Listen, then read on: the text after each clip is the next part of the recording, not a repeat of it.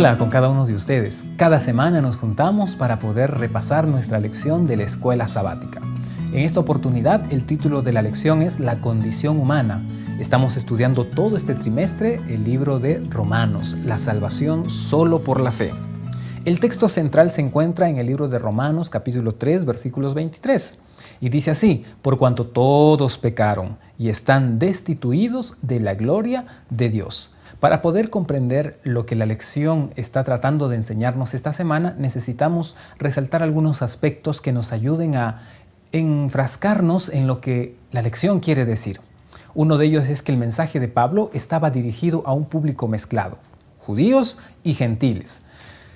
Por lo tanto, necesitaba algo con la cual comenzar su carta, un tema que fuera tanto igual para judíos como gentiles. Así que Pablo utilizó el tema de la condición humana, una condición universal, para poder iniciar su discurso. Describió los pecados y describió cómo es el ser humano. Esto lo encontramos en el capítulo 1 y capítulo 2.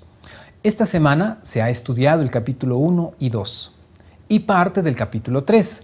Tradicionalmente el capítulo 1 y 2 está dirigida a gentiles y a judíos que están bajo el pecado, para que en el capítulo 3 se aclare cuál es la condición universal del ser humano, es decir, pecadores, culpables.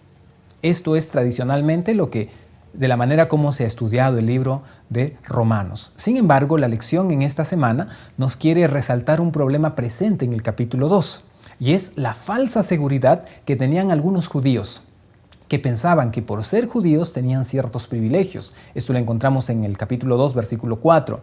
Esta falsa seguridad hacía que estos judíos dejaran fuera la obediencia e hicieran quedar mal a Dios, porque ellos eran exigentes con las normas que ellos mismos no eran capaces de cumplir. Esto lo vemos en los versículos 17 al 24. Entonces, los judíos, lejos de ser un pueblo que exigía y guardaba la ley, se encargaba más de exigir el guardar la ley, y ellos se sentían con el privilegio de no obedecer. Este asunto es bastante importante dentro del estudio de esta semana. Frente a ello, Pablo quiere corregir la doble moral. En el versículo 3 encontramos esto, que se convirtió en una ceguera presuntuosa e hipócrita de judíos para gentiles. Los judíos exigían bastante sobre las leyes y las normas. Ya hemos visto acerca de los judaizantes y la circuncisión. Sin embargo, ellos mismos, con su manera de ser, con su manera de quebrar sus propias normas, hacían quedar mal a Dios, y hacían quedar mal a Dios frente a los gentiles. Creo que era el peor testimonio que ellos podían dar. Sin embargo, Pablo aborda este asunto y quiere dejar en claro algunos aspectos. Entrando ya a nuestra lección, ¿qué es lo que debemos saber? Número 1, el Evangelio es dinamita para quien lo entendió y fue transformado. Notemos lo que dice Romanos capítulo 1, versículos 16 y 17. Esta es la versión internacional. A la verdad no me avergüenzo del Evangelio, pues es poder de Dios para la salvación de todos los que creen. De los judíos primeramente, pero también de los gentiles. De hecho, en el Evangelio se revela la justicia que proviene de Dios, la cual es por fe de principio a fin. Tal como está escrito, el justo por la fe vivirá. El Evangelio es la descripción del plan de salvación que se recibe por la fe. La buena noticia es que en este gran conflicto Cristo ganó a Lucifer y él quedó desenmascarado ante todo el universo, como si fuera el final de una novela o una película. Jesús ganó y este es el Evangelio. El Evangelio es la buena noticia. ¿Pero la buena noticia de qué? De la victoria de Cristo. ¿Pero qué victoria? Sobre el pecado. ¿Pero qué pecado? Y es todo un asunto que necesitamos comprender en esta semana.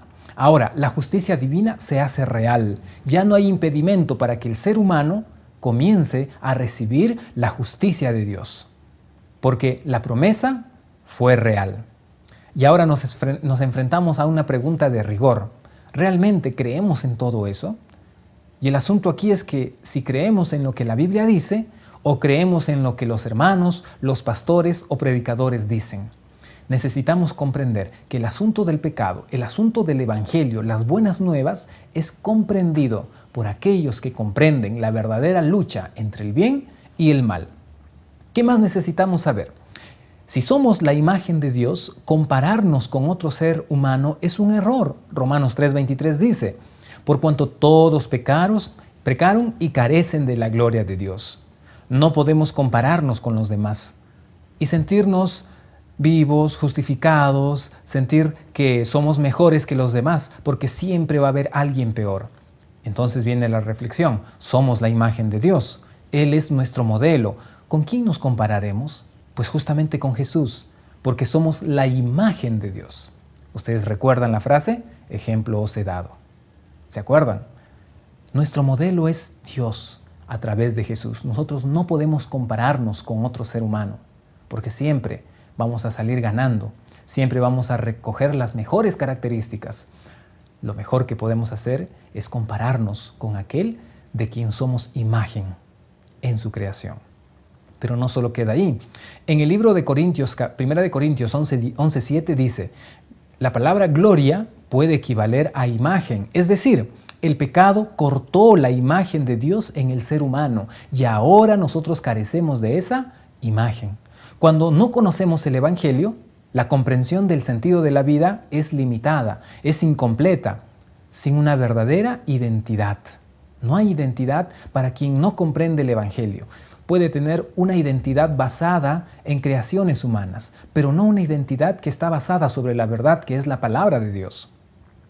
Es difícil que alguien acepte el Evangelio, y esto es muy importante, porque muchas veces el Evangelio va en contra de la identidad que una persona ha optado, va en contra de la identidad que una persona que no conoce a Cristo ha desarrollado. Además, que debe aceptar que es culpable y haber nacido con esa tendencia para hacer lo malo. Y este es el reto del Evangelio, poder predicar y dar a conocer y a entender cuál realmente es el propósito de nuestra predicación, qué significa de que Jesús venció. Finalmente, mientras yo no acepte o comprenda esto, Jesús no será mi modelo. No podré ir a Jesús, defenderé mis costumbres por encima de la Biblia y no podré comprender el verdadero Evangelio. Mientras yo no sea convencido de la verdad, mientras una persona que vive lejos de la iglesia no sea convencida de la verdad, entonces está muy difícil que esa persona pueda comprender y aceptar el verdadero Evangelio. ¿Qué otro aspecto más necesitamos comprender o necesitamos saber? El esfuerzo humano no salva, pero es parte de la salvación.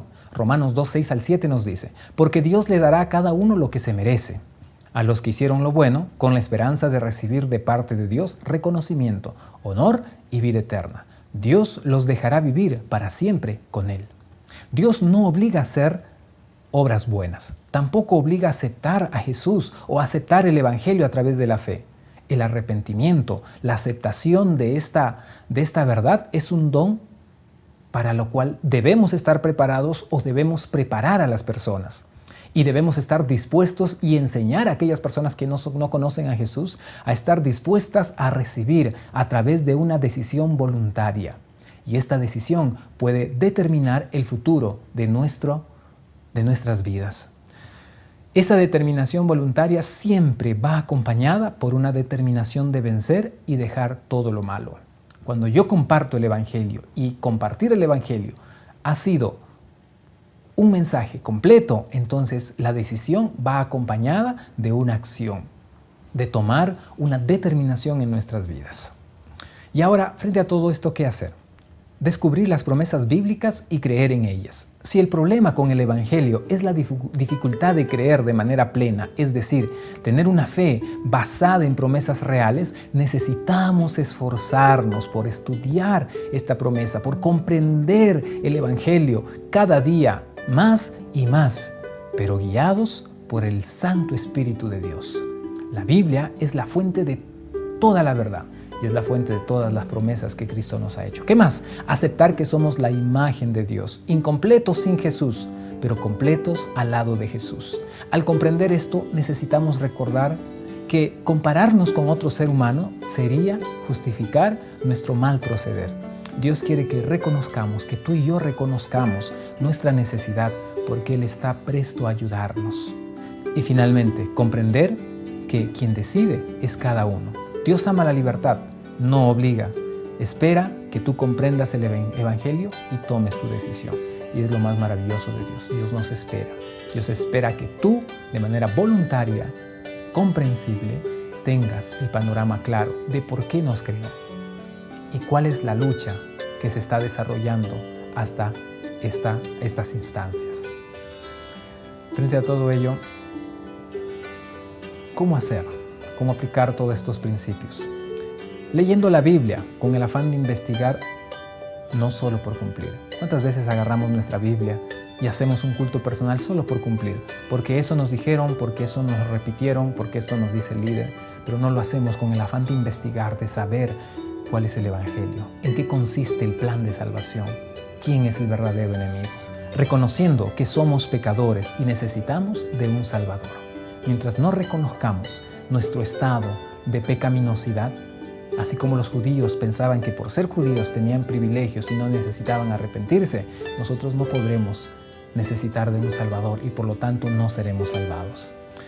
Y para finalizar, analizando cada una de nuestras decisiones, aceptar cuando nos equivocamos y cuando acertamos. Así descubriremos que realmente la Biblia tenía razón en todas las cosas que nos pudo haber dicho. Que Dios te acompañe y te bendiga y seas tú un maestro preparado para tu clase de la escuela sabática. No te olvides de compartir el video.